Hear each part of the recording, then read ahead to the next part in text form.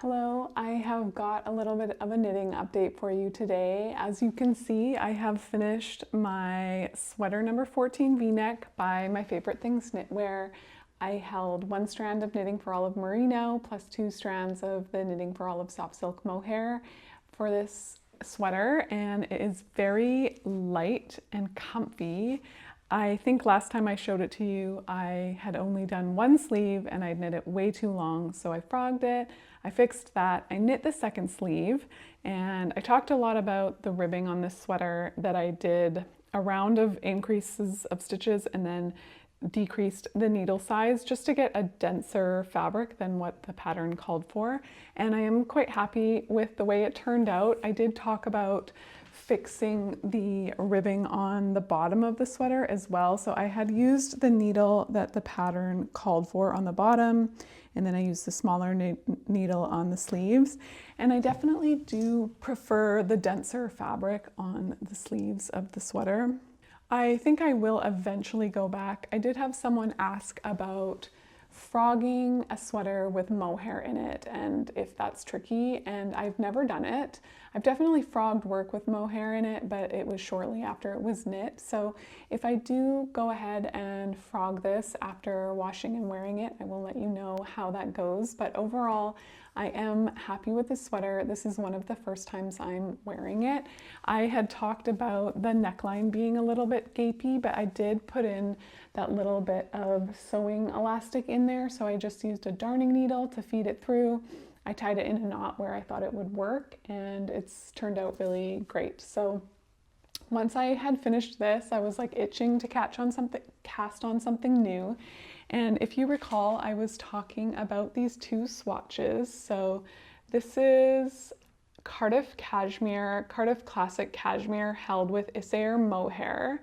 And then I wanted a slightly different color. I wanted to add like a little bit more depth. So I also swatched it with KFO soft silk mohair to get a slightly different color.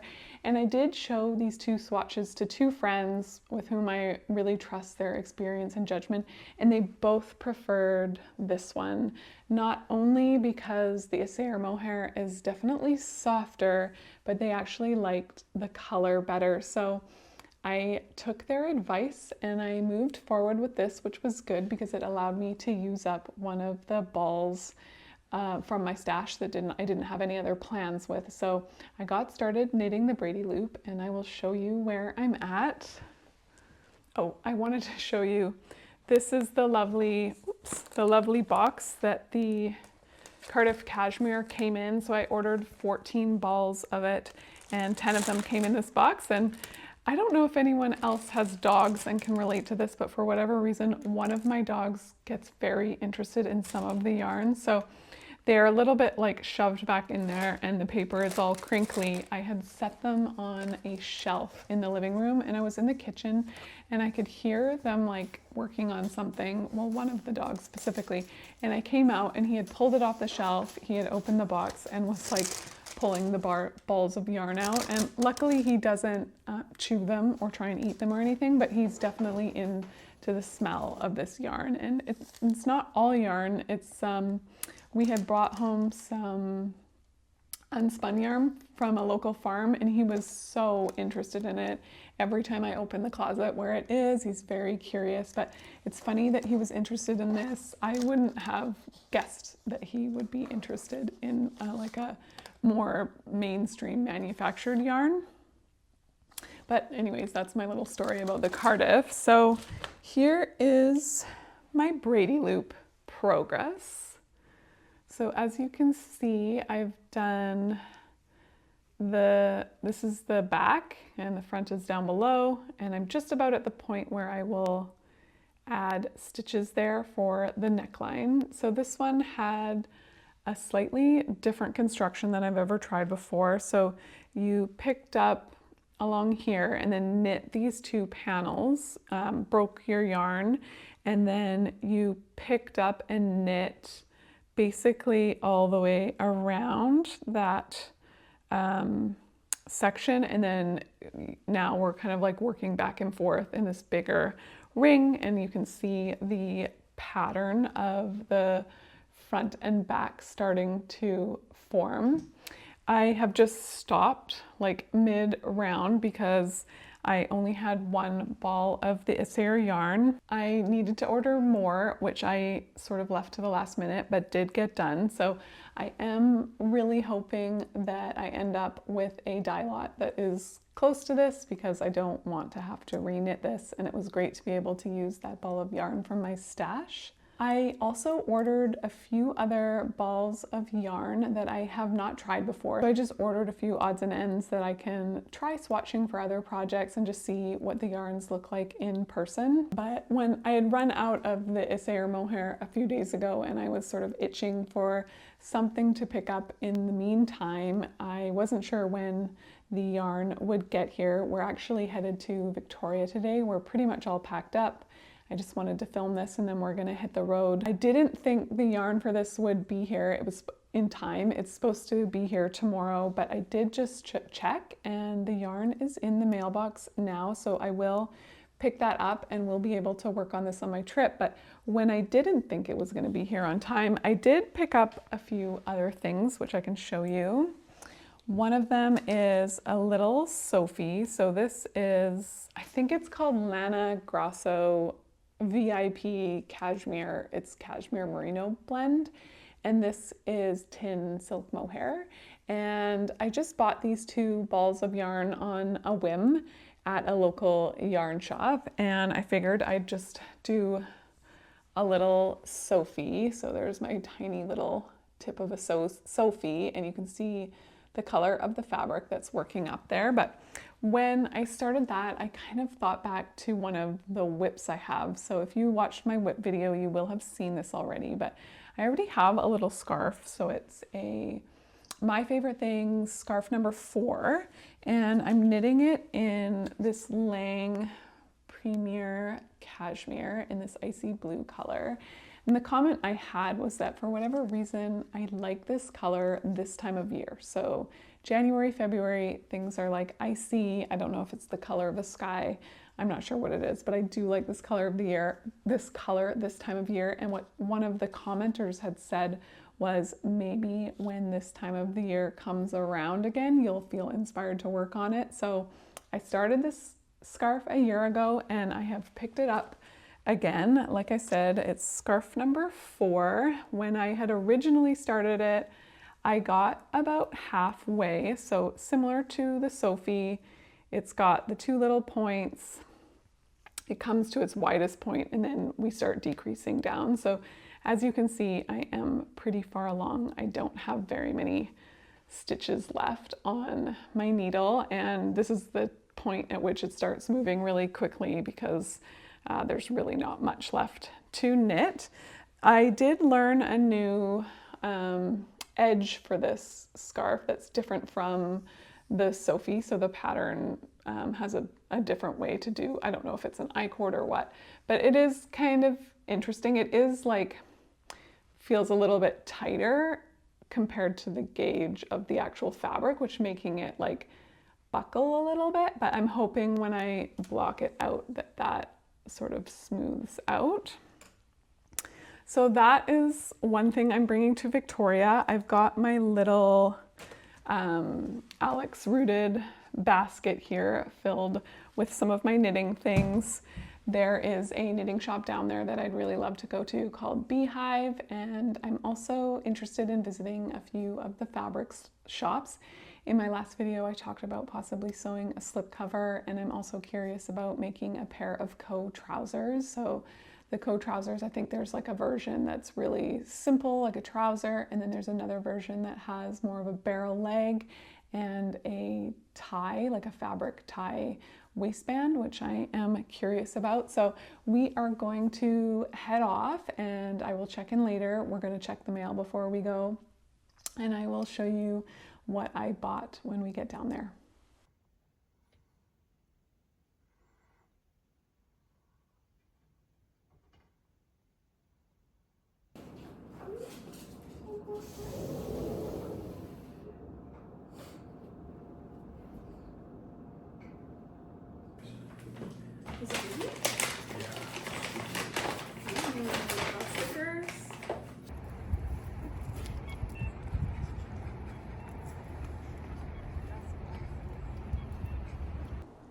So I thought I would show you some of those yarns. I did open the package last night, so let's take a look at what I got. So I had shown in my last knitting video this confetti Issair Aran tweed, and I was wanting to make the clematis sweater out of it, and I had seen a version of it where someone had held it with a dark mohair.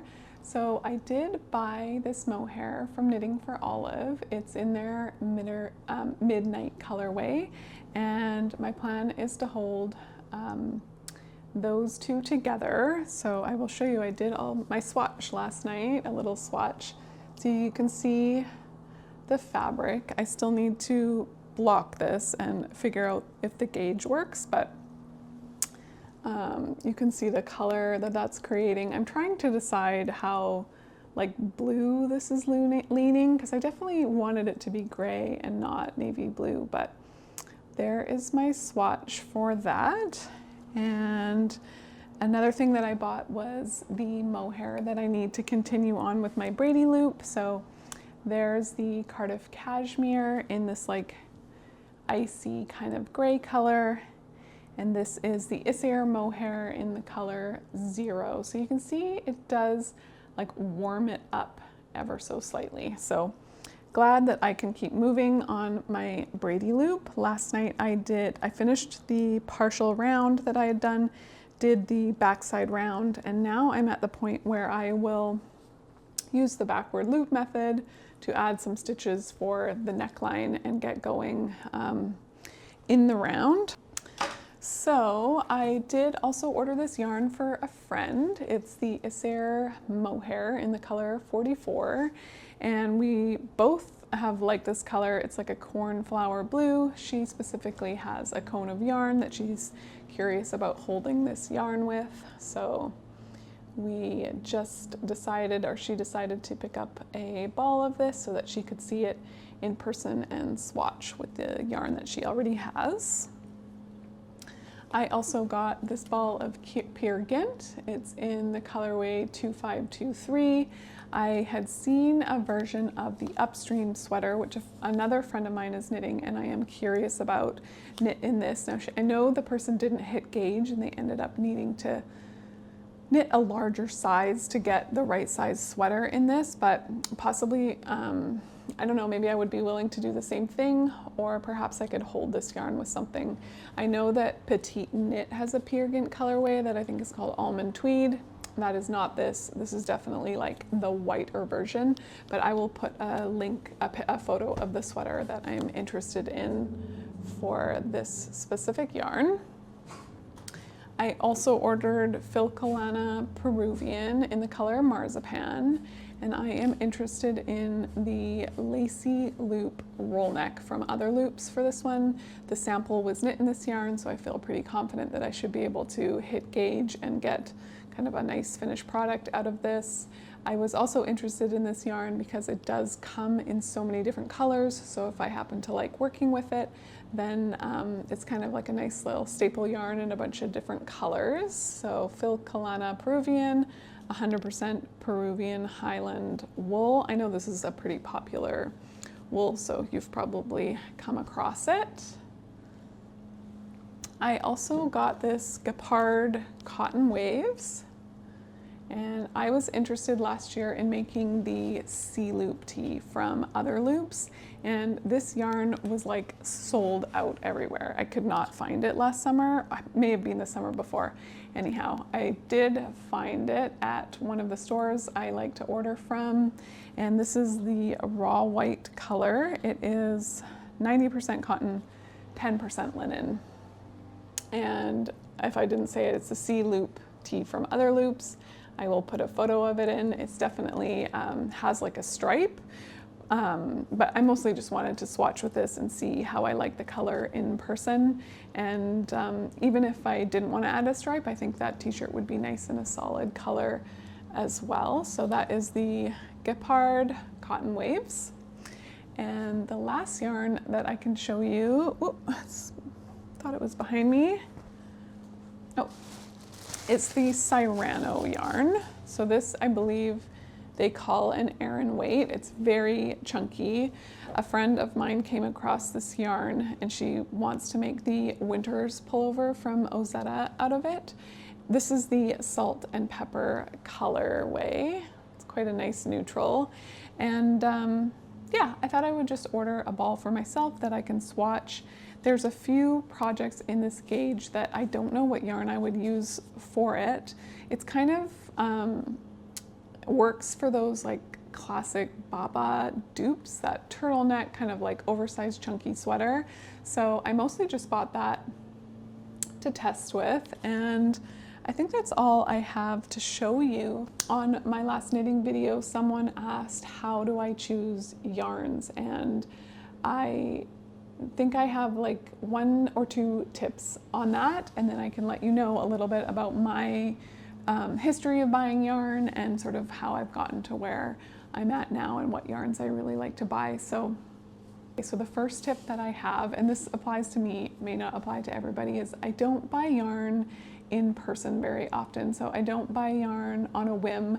As fun as it is to like pop into a yarn shop, see something cool and buy it, I tend to think that those are the yarns that sit in my stash and I lose interest on them, and I maybe like was in a mood the day and I bought the yarn and then I never like finish making something with it, and I end up just like giving the yarn away, or it's just sitting in my stash and I don't feel particularly excited about it. So one, I don't buy yarn in person. And then the second thing, or on a whim in person, I think when you're traveling and you want to buy a yarn to like commemorate a specific trip or something like that, that is fine. But for example, today we are in Victoria and I'm going to go to Beehive, and I'm going to like do a lap around the store and see if there's anything that sparks my interest, and then I will likely come back to the hotel and sit on it and research different projects to see if there's something that I could make with it instead of just like impulse buying the yarn, which is a tough rule to follow sometimes, but it tends to pay off for me. The second thing I would say is that I feel quite a bit more confident purchasing neutrals online and color in person. So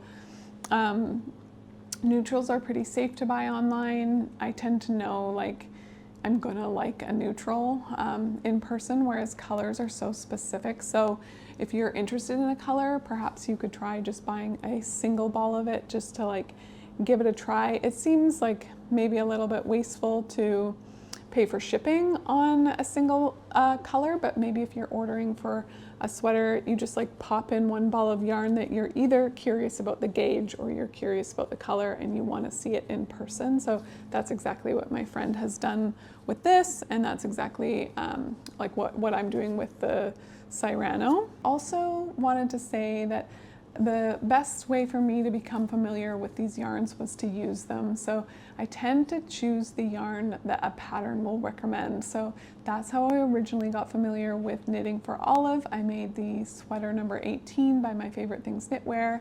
That was one of my first sweaters that I really took seriously and invested in some nice yarn for. And that sort of introduced me to the heavy merino from Knitting for Olive and some of their other colors. Eventually I knit something in merino and cotton merino, and now I feel pretty confident about that specific brand, the level of quality that I'm gonna get, and what projects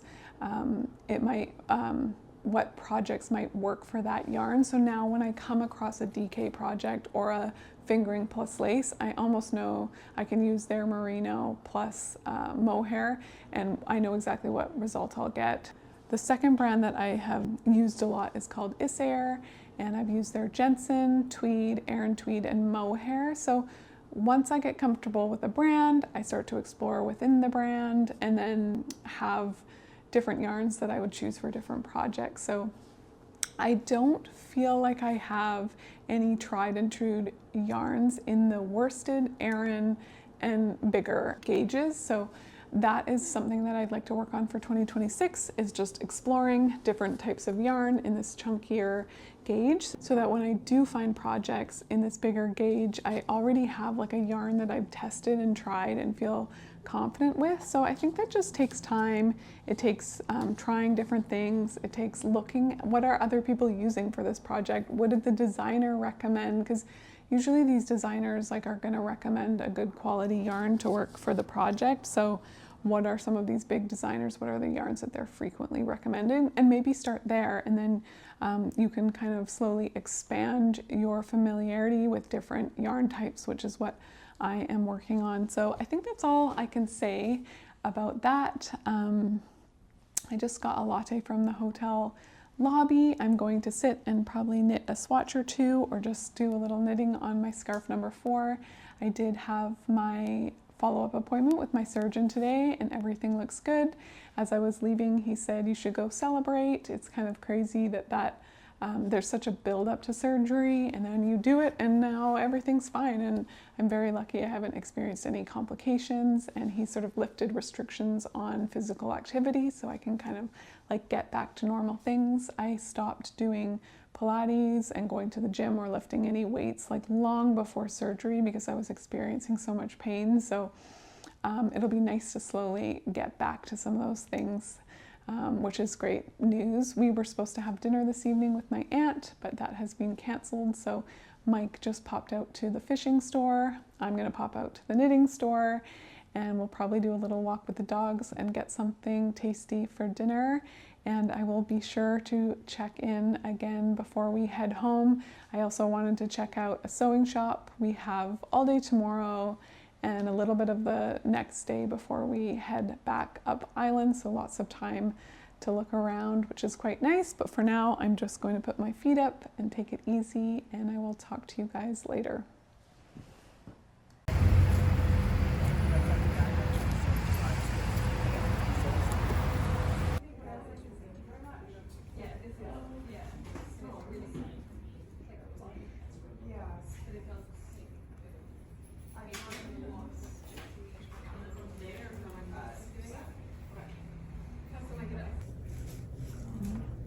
Pretty color exciting.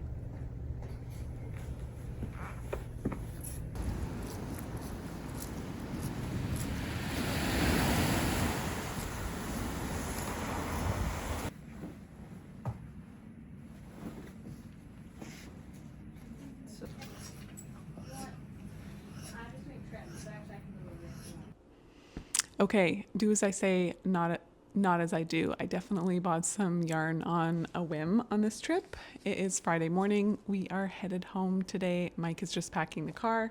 I made it to Beehive again yesterday. I bought some pink yarn. I bought some icy blue yarn.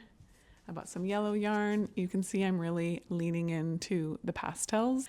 I did buy a few other bits and bobs to try and started swatching a few things. So I definitely have lots more to share. I think I'll share it in a future knitting update. We did make it to a fabric store that sells more like interiors fabrics, and I took a look at some Roman shades that they had on display there that looked like someone had just made them, so that was really great. And I think we're going to stop there on the way home so that I can buy some fabric to try making a Roman shade, which is exciting. I talked about that in my last video, and I would definitely make a video about that when I do it. We made it to Gala Fabrics, which is a fabric store in downtown Victoria, and I got a bunch of different samples that I thought were inspiring. These definitely, holding them up, are like fall type things. I had tried on a wool coat at a shop in town, which is probably like one of the nicest coats I've ever tried on.